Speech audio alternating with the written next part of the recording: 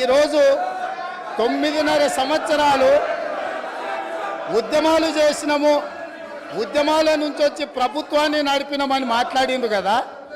ఉద్యమాల నుంచి వచ్చిన పార్టీ ప్రభుత్వాన్ని ఏర్పాటు చేస్తే ఉద్యమ సందర్భంగా ఉద్యమం కోసం ముందుకు వచ్చి తెలంగాణ రాష్ట్రాన్ని సాధించడానికి ప్రయత్నం చేసి కృషి చేసి అమరులైన కుటుంబాలకు 9.5 సంవత్సరాలలో ఇప్పుడు వాళ్ళు ఏదైతే ప్రస్తావించిండ్రో యాదిరెడ్డి కావచ్చు, శ్రీకాంతాచారి కావచ్చు, ఈశాన్ రెడ్డి కావచ్చు, కానిస్టేబుల్ కిష్టయ్య కావచ్చు, యాదయ్య కావచ్చు, ఇట్లా వందలాది మంది బిడ్డలకు ఈ 9.5 సంవత్సరాలలో ఏ ఒక్కరోజైనా ప్రగతి భవన్కు ఆహ్వానించి మీ కుటుంబం మీ బిడ్డల ప్రాణ త్యాగాలతోని తెలంగాణ రాష్ట్రాన్ని సాధించడం, ఈ తెలంగాణలో అత్యున్నతమైన గౌరవం మర్యాద మీకు ఉంటుంది, మీరు నా కుటుంబ సభ్యుల కంటే ఎక్కువ నీ కుటుంబంలో నీ బిడ్డను కోల్పోయినావు, నీ కుటుంబానికి నేను పెద్ద కొడుకునవుతా అని చెప్పి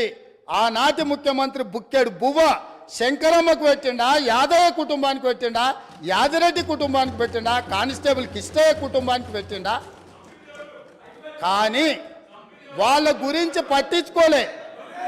ఈ కుటుంబంలో ఉన్న వాళ్లకు ఈ కుటుంబంలో ఉన్న వాళ్లకు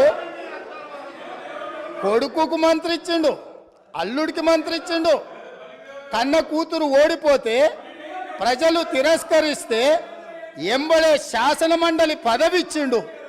సొంత కుటుంబ సభ్యుల మీద ఇంత పేగుబంధం ఉంది అని ఇంత అవ్యాజమైన ప్రేమను ప్రకటించినప్పుడు తెలంగాణ ఉద్యమకారులు ఏంది ఇది, ఈ తెలంగాణ మా త్యాగాల పునాదుల మీద ఏర్పడ్డది కదా, మా కనీస గౌరవ మర్యాద లేదా, పార్టీ ఫిరాయించిన వాళ్ళను కండువ మార్వంగానే మంత్రులు చేసిన మీరు తెలంగాణ కోసం త్యాగం చేసిన వాళ్లకు కనీసం ఆ సభలో అయినా ఈ సభలో అయినా రాజ్యసభలో అయినా ఏదైనా ఇచ్చిండ్రా?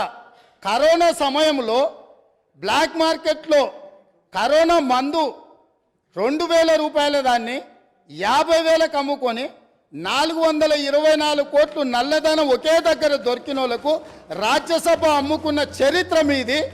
అట్లాంటి వాళ్ళని మీరు రాజ్యసభ సభ్యులుగా చేసి ఈరోజు వచ్చి మేము మా టికెట్ల గురించి మాట్లాడు అంటే ఈరోజు ఎలాంటి వాళ్లకు టికెట్లు ఇచ్చినో ఎవరిని కుటుంబ సభ్యులుగా వాళ్ళు చూసిండ్రో ఒక్కసారి ఆలోచన చేయండి అధ్యక్ష.